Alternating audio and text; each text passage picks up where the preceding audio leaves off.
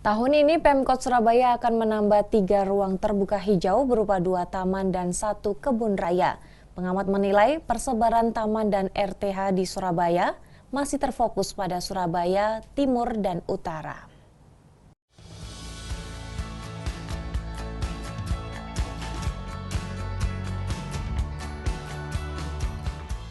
Inilah Taman Bungkul yang pada tahun 2013 lalu dinobatkan sebagai taman terbaik se-Asia oleh Perserikatan Bangsa-Bangsa. Taman seluas 900 meter persegi yang berada di Jalan Darmo ini dilengkapi beragam fasilitas bagi warga kota. Taman Bungkul sendiri kan dapat penghargaan karena dilihat dari fungsinya bisa maksimal gitu. Jadi taman yang 24 jam aktif terus. Jadi mungkin salah satu ciri keberhasilan kita membangun taman adalah digunakan. Bisa dibilang sudah mewakili RTH dari segi fungsi. Kalau dibilang kan fungsi biasanya ada yang kita kejar kan ada 4 fungsi ekologis, fungsi sosial, fungsi pendidikan, fungsi rekreasi. Juga di sana kan juga ada fungsi ekonomi. Di antaranya adalah jogging track, zona skateboard, akses wifi, dan juga tempat ibadah. Berada di tengah kota, lokasi ini selalu ramai dipenuhi warga. Meski demikian, sejumlah warga keluhkan fasilitas yang kurang memadai. Kalau banyak taman itu kan berarti lebih banyak penyegaran gitu loh. Ada ruang terbuka hijau, terus tempat untuk kita refresh seperti itu. Sampai saat ini saya rasa cukup sih, ya. Cuman ya itu tadi kalau ada siklus alam ya, hujan gitu. Kita kan nggak tahu tiba-tiba hujan gitu ya. Nggak ada tempat yang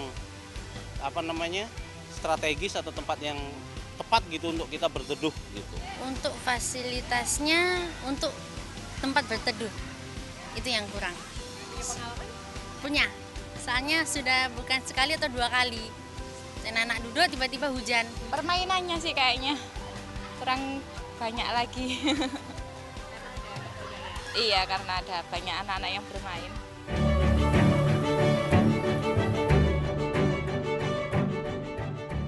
Selain Taman Bungkul, tercatat ada 89 taman aktif dan 279 taman pasif yang jadikan Surabaya penuhi 21,6% ruang terbuka hijau.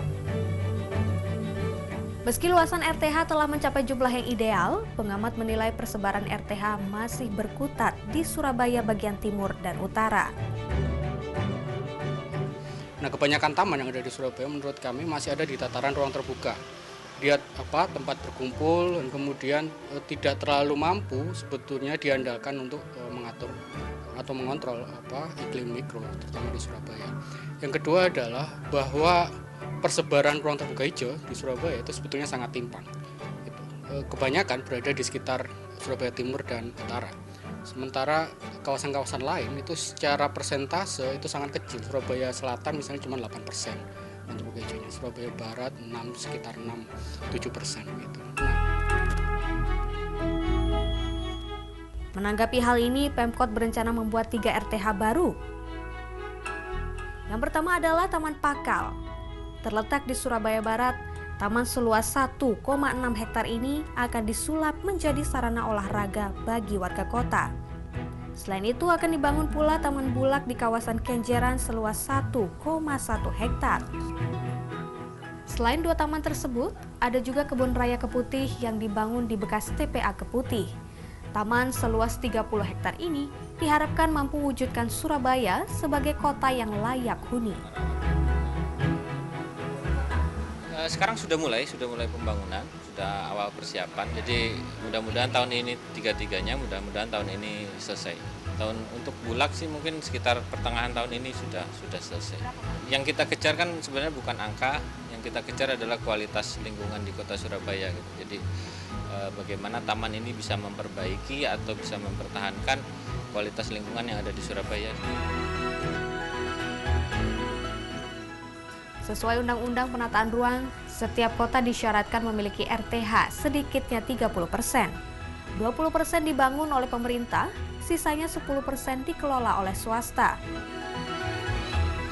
Tak sekedar mengejar pertumbuhan taman kota, pembangunan RTH diharapkan tak mengganggu kawasan lain secara ekologis.